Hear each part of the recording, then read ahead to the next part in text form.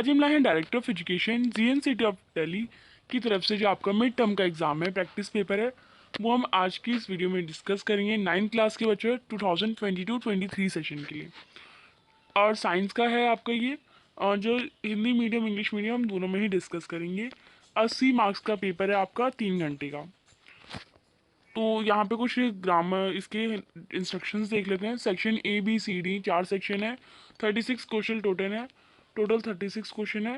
Question number 1 से 20 आपके MCQs होंगे। क्वेश्चन नंबर 21 से 26 आपके शॉर्ट आंसर टाइप होंगे।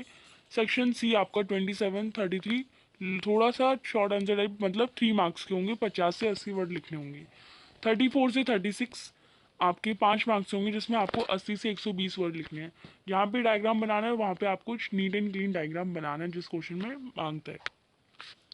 सबसे पहले सेक्शन ए फर्स्ट क्वेश्चन है, निम्नलिखित तापमानों को सेल्सियस में परिवर्तित करिए। यानी ये जो टेम्परेचर केल्विन में दे रखे हैं उसमें आपको सेल्सियस में करना है। तो क्या करते हैं, सबसे पहले 793 है, सेल्सियस में कन्वर्ट करने के लिए किससे माइनस कर देते हैं, 273 से।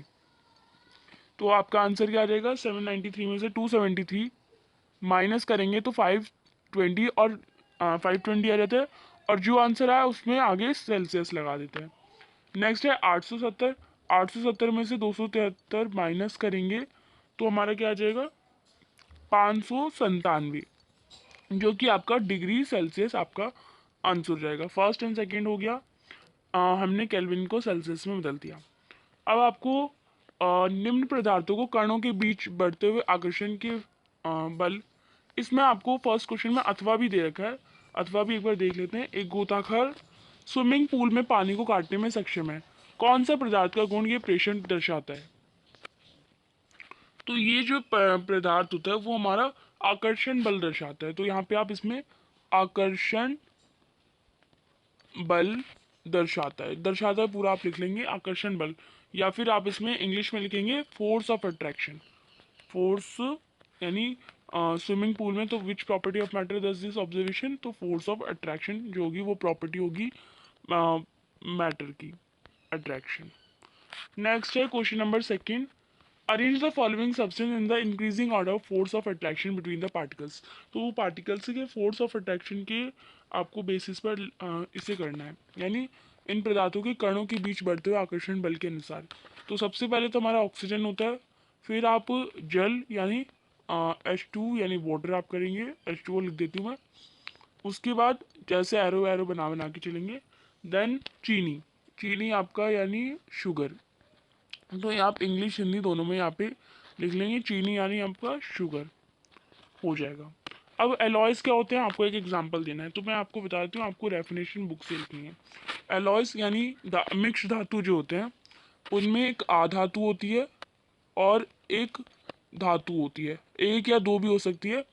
एक आधातु और जब धातु और आधातु के मिश्रण होता है, धातु धातु और आधातु का मिश्रण होता है तो वो मिक्स धातु बनाता है। इसका एक एग्जांपल हो जाएगा इस्पात। और इंग्लिश में बोलें तो मेटल्स और नॉन मेटल्स जब एक दूसरे के साथ मिलाए जाते हैं, रिएक्शन नहीं करवाते, हम मिलाते हैं, तो यहाँ पे ये एलॉयज बनाते हैं। जस्ट लाइक एग्जांपल हम ले लेते हैं एलॉय का, एक स्टील एक एलॉय है जो कि आयरन का होता है। फिर है चौथा क्वेश्चन, विलयन की साद्रता क्या होती है। तो विलयन का जो विलय की मात्रा उसकी साद्रता कहलाती है, जितना उसमें विलय प्रेजेंट होगा, विलय की मात्रा यानी कॉन्सेंट्रेशन ऑफ सॉल्वेंट यानी amount of solvent present in it. तो यानी कितना अमाउंट में सॉल्वेंट उसमें प्रेजेंट है, तो इसमें अमाउंट ऑफ सॉल्वेंट आप कर लेंगे। नेक्स्ट है क्वेश्चन नंबर 5, उन दो जीवों के नाम बताइए जिनका हमने अध्ययन किया और जिसमें अपने स्वयं से आनुवंशिक पदार्थ होते हैं। तो वो होता है एक तो माइटोकॉन्ड्रिया, जस्ट लाइक मैं हिंदी में लिख देती हूँ माइटोकॉन्ड्रिया, हिंदी में भी लिख देती हूँ। दूसरा हमारा होता है अंतर्द्रव्य जलिका, यानी एक तो माइटोकॉन्ड्रिया होता है, माइटोकॉन्ड्रिया कॉन्ड्रिया। नेक्स्ट हमारा होता है एक अंतर अंतर्द्रव्य अंतर्द्रव्य हमारा, और जलिका अंतर्द्रव्य जलिका होता है। नेक्स्ट क्वेश्चन नंबर 6 दे रखा है हमें, लाइसोसोम को आत्मघाती थैली के रूप में क्यों जाना जाता है, यानी लाइसोसोम्स को सुसाइड बैग क्यों कहा जाता है? तो लाइसोसोम में अधिक शक्तिशाली जो पाचक एंजाइम होते हैं जो कार्बनिक पदार्थ को तोड़ने में सक्षम होते हैं, और जब कोशिका की जो क्षतिग्रस्त हो जाती है तो लाइसोसोम फट जाते हैं और एंजाइम अपने ही कोशिकाओं को पाचित यानी कर देता है। और इंग्लिश में आप लिखेंगे जो लाइसोसोम होते हैं उन्हें सुसाइड बैग इसलिए किया जाता है क्योंकि लाइसोसोम होते हैं वो उनके जो खुद के एंजाइम्स होते हैं वो बहुत ज़्यादा पावरफुल होते हैं, और वो कार्बनिक पार्टिकल्स को भी या कंपाउंड को भी अ, अ, वो ब्रेक डाउन कर देते हैं इजीली। तो जो उसकी जो कोशिका हो यानी जो उसमें सेल्स होती हैं वो फटने लग जाती है जब वो अपनी कार्बनिक कंपाउंड्स को तोड़ने में यानी ब्रेक डाउन करने में कैपेबल होते हैं, तो उनकी खुद की सेल्स जो होती हैं वो भी ब्रेक डाउन हो जाती हैं या फट जाती हैं, वो हम लिख सकते हैं। तो वो एंजाइम भी अपने आप को पाचित कर देते हैं, यानी वो अपने वो जो एंजाइम्स है वो भी अपने आप को एब्जॉर्ब वगैरह कर लेते हैं। कोशिका झिल्ली का निर्माण करने वाले लिपिड और प्रोटीन कहाँ से संश्लेषित होते हैं? तो जो कोशिका झिल्ली यानी where do lipids and proteins, तो लिपिड्स और proteins considering the cell membrane get synthesize, कौन सी सिंथेसाइज में होते हैं? तो वो हमारा ल्यूकोप्लास्ट में होते हैं। तो मैं यहाँ पे हिंदी में लिख देती हूँ ल्यूकोप्लास्ट, और इंग्लिश में आप लिख लेंगे ल्यूकोप्लास्ट। नेक्स्ट है रंध्रों का क्या कार्य है? यहाँ पे आपको रंध्रों के कार्य यानी फंक्शन ऑफ स्टोमेटा, तो स्टोमेटा का यही फंक्शन होता है यानी एक्सचेंजेस ऑफ गैसेस में हेल्प करता है, यानी रंध्र का वायुमंडल में जो गैस होती है उसका आदान प्रदान करने में सहायक है। 8 क्वेश्चन है हृदय की मांसपेशियों का विशिष्ट कार्य क्या है? तो हृदय की मांसपेशियों का इसमें प्रसार वो ना क्या कहती है भर लंबंद होकर प्रसार तथा संकुचन करती रहती हैं, यानी कार्डिक मसल का यूज़ हमारा ये हो जाएगा कि वो हमारी लाइफ टाइम जो है वो एकदम लयबद्ध होकर यानी वो पूरा एक रेगुलर में काम करती रहती है कार्डिक मसल्स, और कभी भी रुकती नहीं है। फिर है अपनी गति और वेग में अंतर कैसे देंगे? तो गति हमें पता है गति एक अदिश राशि है और वेग हमारे एक सदिश राशि है। इसके और में दूरी और विस्थापन में हम अंतर बताएंगे तो एक नंबर का तो एक ही अंतर बताएंगे, दूरी एक अदिश राशि और विस्थापन एक सदिश राशि है। वैसे ही हमारा डिफरेंट स्पीड और वेलोसिटी में, तो स्पीड हमारी क्या होती है? तो हमें पता है हमारी स्पीड जो होती है वो स्केलर क्वांटिटी होती है और वेलोसिटी हमारी वेक्टर क्वांटिटी होती है। वैसे ही डिस्टेंस हमारा स्केलर क्वांटिटी होता है और डिस्प्लेसमेंट हमारा वेक्टर क्वांटिटी होता है। ये दोनों क्वेश्चन का हम ऐसे ही सेम आंसर लिख सकते हैं। नेक्स्ट 10th क्वेश्चन है विच of the following is true for displacement? Displacement क्या होता है? It can not be zero, हाँ ये करेक्ट है।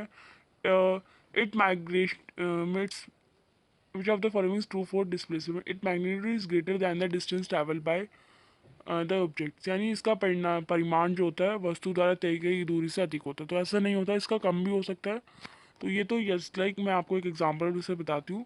अगर आपका डिस्टेंस इतना है यानी 3 मीटर और 3 मीटर 6 मीटर आपका डिस्टेंस है, पर आपका डिस्प्लेसमेंट 2 मीटर भी हो सकता है, ये आपको बता सकते हैं डिस्प्लेसमेंट आपका। और नेगेटिव में नहीं होता और ज़ीरो कभी नहीं होता, तो इसमें आपका फर्स्ट ऑप्शन इट के नॉट बी ज़ीरो होता है। जड़त्व के नियम यानी आपको जड़त्व के नियम बताने हैं। जड़त्व के नियम क्या होते हैं? ये लॉ ऑफ इनर्शिया पूरा आपको एक पैराग्राफ में आंसर मतलब आपका बुक में लिखा हुआ है, आप वो लिख सकते हैं। यदि क्रिया हमेशा प्रतिक्रिया के बराबर होती है यानी जो हमारा एक्शन होता है हमेशा रिएक्शन के इक्वल होता है, तो बताइए घोड़ा एक गाड़ी को कैसे खींच सकता है? तो एक हॉर्स कार्ट को कैसे पुल करता है? तो हॉर्स कार्ट को पुल कर रहा है, तो जो जो टायर्स है वो आगे को मूव कर रहे हैं और पीछे को धक्का भी तो दे रहे हैं, पीछे के मूवमेंट को पीछे कर रहे हैं और आगे वो चल रहे हैं। तो एक इक्वल एक्शन भी हो रहा है और रिएक्शन भी हो रही है। किसी वस्तु के संवेग से यानी कि आप किसी ऑब्जेक्ट के मोमेंटम से क्या समझते हैं, और इसका ऐसा यूनिट बताना बहुत ईजी है। और एक पृथक प्रणाली में जहाँ कोई बाहरी बल नहीं होता कुल संवेग क्या होता है? यानी एक आइसोलेटेड सिस्टम है जिसमें कोई एक्सटर्नल फोर्स नहीं लग रहा है, कोई बाहरी बल नहीं लग रहा है, तो उसको टोटल मोमेंटम कैलकुलेट कर दीजिए। नेक्स्ट 18 क्वेश्चन है what do understand by organic farming? Organic farming वही होती है जो नेचुरली होती हो और नेचुरल सब्सटेंस उसमें यूज होते हैं, वो ऑर्गेनिक फार्मिंग होती है। नेक्स्ट असर्शन रीजन का क्वेश्चन है 14 15 16। फर्स्ट क्वेश्चन है हमारे दिया हुआ मुर्गी पालन घरेलू मुर्गियों को पालने के लिए किया जाता है, यानी poultry farming is done to raise domestic foods.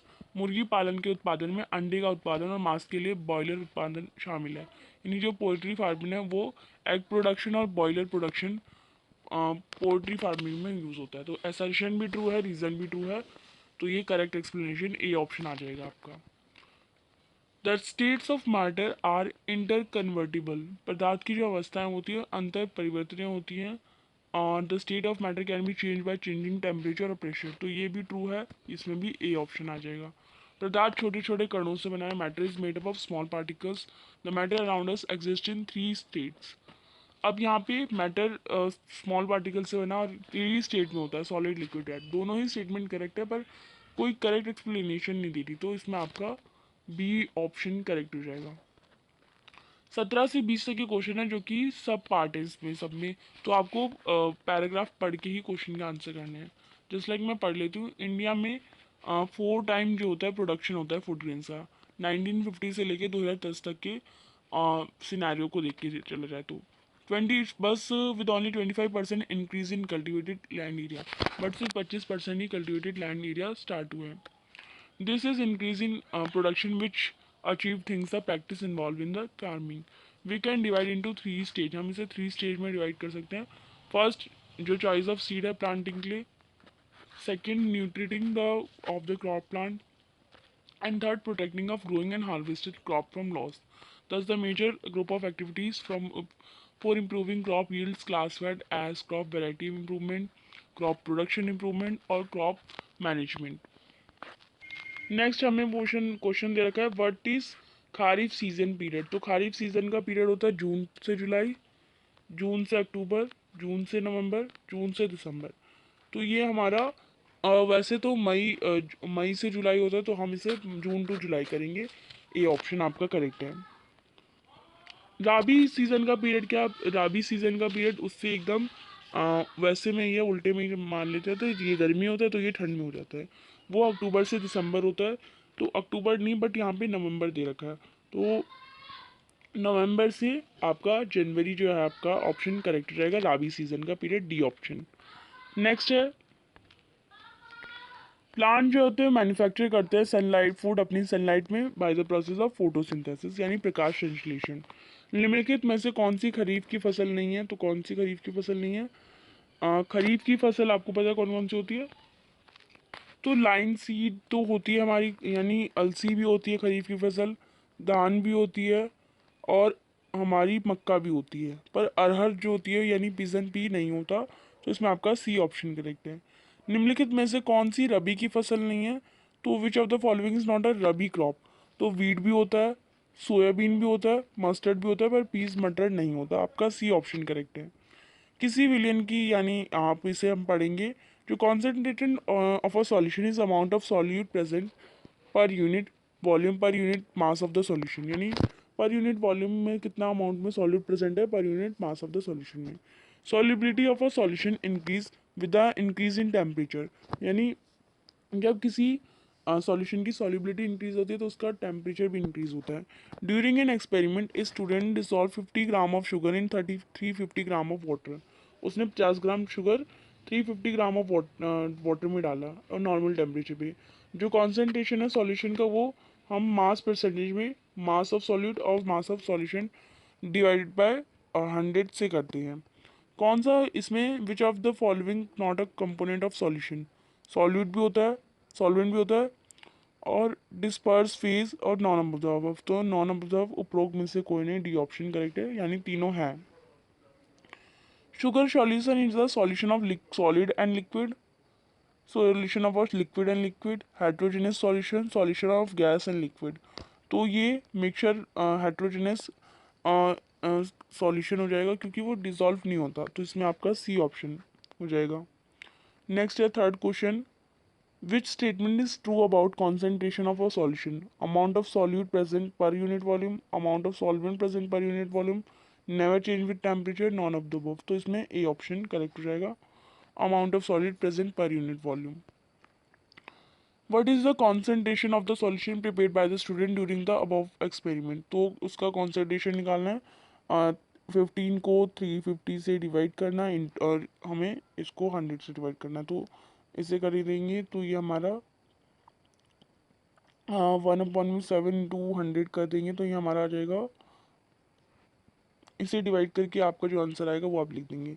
एक विलियन का बड़ा घटक, the bigger component of a solution is, bigger component क्या होता है, वो होता है हमारा सॉल्वेंट यानी विलायक। नेक्स्ट है 19, इसे भी पैराग्राफ को पढ़ना है। The sum of momentum of two object before collision is equal to the sum of momentum after the collision, provided there is no external unbalanced force acting on them. This is known as law of conservation of momentum। यानी जो सम of moment होता है दो collision का, वो collision provided no external balance उसमें force act कर रहा है, उसे हम कंजर्वेशन ऑफ मोमेंटम कहते हैं। This statement can alternatively be given as total momentum of the two object is unchange और conserve by the collision. Law of conservation of momentum is applicable to system of particles। Answer the following question।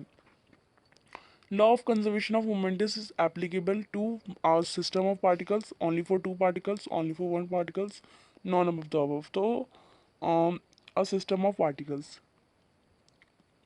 Next, a law of conservation of momentum holds good provided that there should be external unbalanced force acting on particles, there should be any external unbalanced force acting on particles, no internal force acting on particles। तो इसमें ए option आ जाएगा।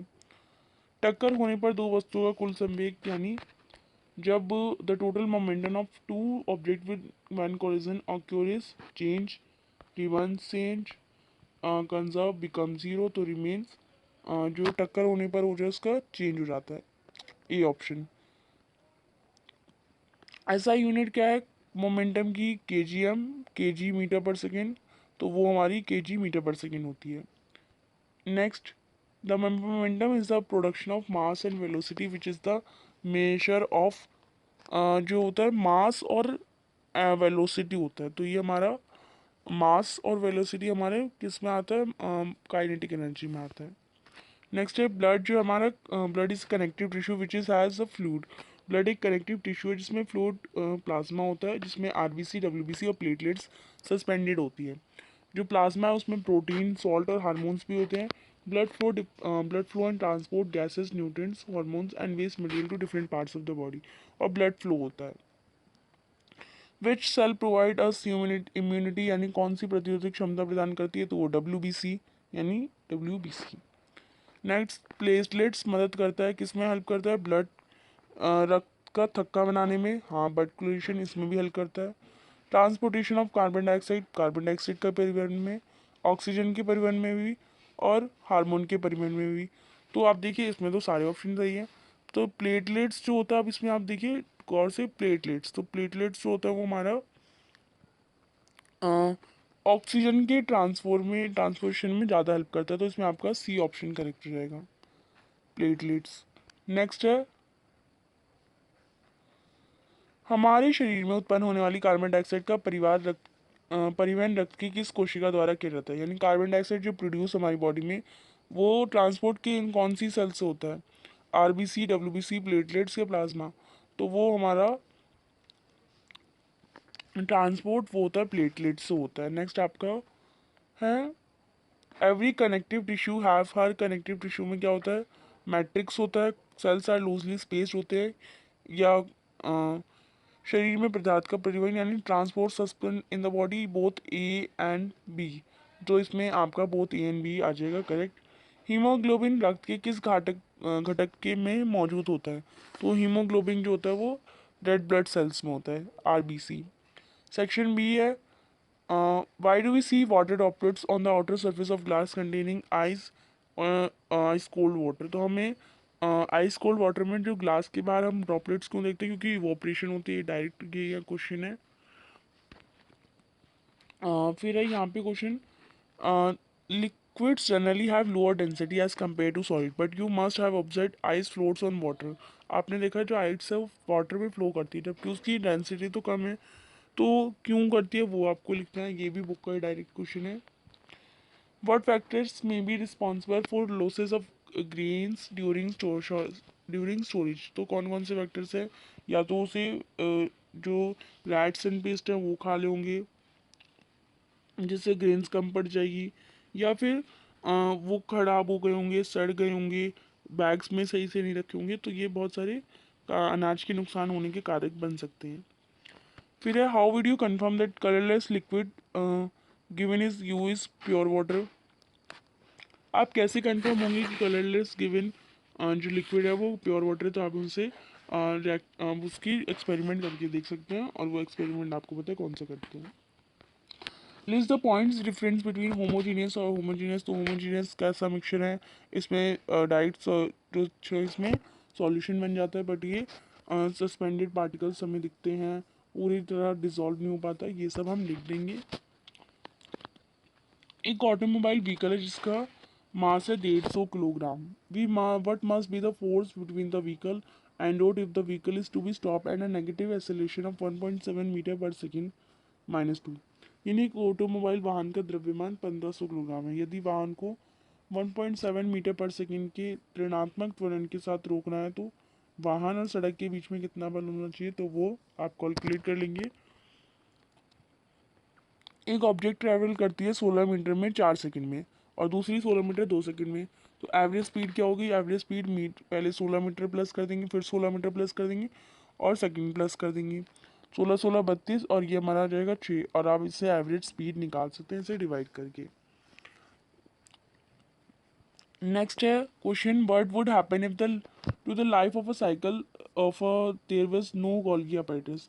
तो जो life है cell की, वो अगर गोल्गी अपैरेटस ना हो, गोल्गी उपकरण ना हो कोशिका में, तो जीवन पर क्या प्रभाव होगा, वो एक चेंज आएगा, वो आप बता देंगे। नेक्स्ट है आपको स्टेप्स बताने हैं जब आप चाय बनाते हैं। Use the word solution, solvent, dissolve, soluble, और आपको ये सारे पार्टिकल्स, ये सारे वर्ड्स, तो आप कहेंगे कि हाँ हम water solvent, water as a solvent use करते हैं, और हम जो शुगर है, और हम शुगर्स और जो चाय पत्ती होती है कि टी लीव्स, वो एज अ हम सॉल्यूट यूज़ करते हैं, उसे डिज़ोल्व करते हैं वाटर में एंड गैस पे चढ़ाते हैं, कुछ इस टाइप आप लिख देंगे। या फिर आप करेंगे एक घोल 320 मिलीग्राम पानी में 40 ग्राम सामान्य नमक होता है, यानी सॉल्यूशन है जिसमें 40 ग्राम कॉमन सॉल्ट है और 320 ग्राम वाटर है। आपको विलयन के द्रव्यमान प्रतिशत द्वारा द्रव्यमान के रूप में इसकी सांद्रता को याद करना है। आपको concentration mass by mass percentage of a solution बताना है। तो 40 को डायरेक्ट आप डिवाइड कर दीजिए 332 से, तो आपका आ जाएगा 0 से 0 कटा, 4 1 ज़ा 4, और 4 8 ज़ा 32, यानी 1/8, यानी आपका 1/8 ग्राम, जो 8 मास परसेंटेज आपका आया है। नेक्स्ट है अमीबा अपना भोजन कैसे प्राप्त करता है, उपयुक्त चित्र द्वारा समझाइए। तो चित्र में आप ऐसे बनाएंगे जस्ट लाइक ये आपने अमीबा बना दिया। यहाँ पे जो उसका पार्टिकल होता है, फूड पार्टिकल, वो एंटर होता है। इसके लिए आप एक नया चित्र बनाएंगे और कुछ इस टाइप दिखाएंगे। मैं एक बार और दिखाती हूँ। एक बार ऐसे बना दिया, ऐसे बना दिया, और अब ऐसे ऐसे ऐसे ऐसे ऐसे हमने बना लिया। अब ये जो फूड पार्टिकल है वो ऐसे आ गया। अब ये सीडोपोडिया को जोड़ लेगा। एक चित्र बनाएंगे, सीडोपोडिया को जोड़ लिया, फूड जो है पार्टिकल अंदर आ गया। या फिर ऐसे बना देंगे उसे, ऐसे ये हमारा जो जुड़ा हुआ पार्ट दिखा देंगे। ये हमें जोड़ना है, ये जोड़ दिया इससे, और ये फूड पार्टिकल इसके अंदर है, और ये हमारा आगे अमीबा बन गया। एंड फिर एक पूरा बना देंगे जो अमीबा का जो फूड पार्टिकल है यहाँ पे आ गया, और पूरा यहाँ पे लिख देंगे ये सीडोपोडिया होता है, ये न्यूक्लियस है, ये वैक्यूल है, ये सब आपको लिख देंगे, फिल कर देंगे। Name the tissue, tissue that form, सारे टिश्यूज़ के नाम बता रहे हैं जो जो टिश्यूज़ इसमें पूछे गए हैं। टिश्यू जो कि ब्रेन में प्रेजेंट होता है, टिश्यू जो स्टोर करता है फैट हमारी बॉडी में, वही सब आपको बताना है। Differentiate between striated, unstriated and cardiac muscle on the basis of structure, site and location. तो इन तीनों मसल्स में आपको डिफरेंस बताने हैं, और जहाँ पे इनका स्ट्रक्चर है, लोकेशन कहाँ पे, कार्डिक मसल हमारी कहाँ कहाँ होती है, वो आपको बताना है। नेक्स्ट क्वेश्चन यहाँ पे कैलकुलेशन का ही है। Starting from stationary position, Rahul ने पैडल करा उसकी बाइसाइकिल को 6 मीटर से 30 सेकंड में, और उसने अप्लाई करा ब्रेक, और वेलोसिटी ब्रेक डाउन हुई 4 मीटर से 5 सेकंड में। आपको कैलकुलेट करना है एक्सेलरेशन बोथ द केसेस में। या फिर आप क्या करेंगे, state which of the following situation are possible, example बताना है। एक ऑब्जेक्ट जो कांस्टेंट एसोलेशन से बट जीरो वेलोसिटी, इसका एग्जांपल बताना है। एक ऑब्जेक्ट जो कि एसोलेशन है बट उसमें यूनिफॉर्म स्पीड भी है। एक ऑब्जेक्ट जो कि सर्टेन डायरेक्शन से आई है और एसोलेशन उसका परपेंडिकुलर डायरेक्शन में। 32, आपको describe in brief Newton law of motion, Newton का लॉ ऑफ मोशन बताना है सूटेबल एग्जाम्पल के साथ। तो आपको Newton law of motion, 3 law of motion है न्यूटन के, आप बता देंगे तीनों। और एक तो आपका लास्ट इसमें पेपर में भी दे रखा था, third the equal, her action का वो इक्वल अपोजिट रिएक्शन होता है, वो वाला तो इसमें दे रखा था, बाकी दो आप लिख देंगे। हाउ डू यू डिफ्रेंशिएट, यानी आप between capture fishing and mariculture and aquaculture, यानी कैप्चर फिशिंग, मैरीकल्चर और जलीय कृषि में कैसे अंतर स्पष्ट करेंगे, उनके डिफ्रेंशिएट कर देंगे तीनों को टेबल बना के। नेक्स्ट है, what are the difference between prokaryotic और इक्वारियोटिक सेल्स, तो इन दोनों सेल्स में डिफरेंस बता दीजिए।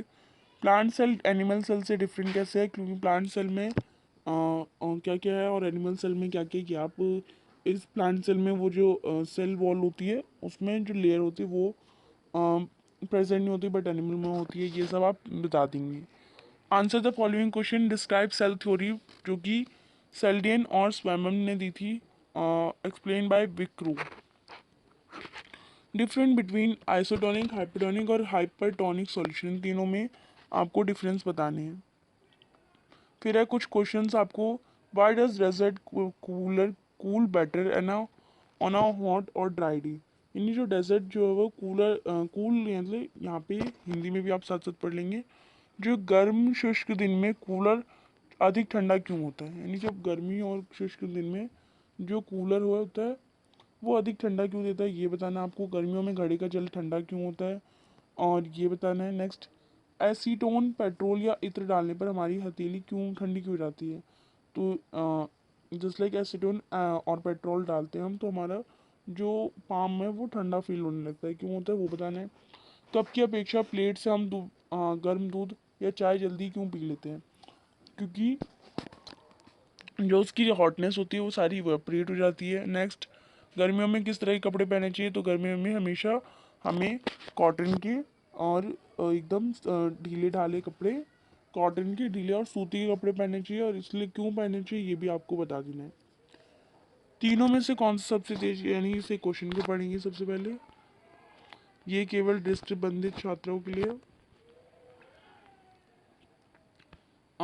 एंड आगे आपको नहीं करना, आगे इससे आपको दृष्टिबंधित छात्रों के लिए दे रखा है, ये सारा भी विजुअल इम्पेयर्ड के लिए दे रखा है। तो यहाँ पे आपका सैम्पल पेपर कंप्लीट होता है।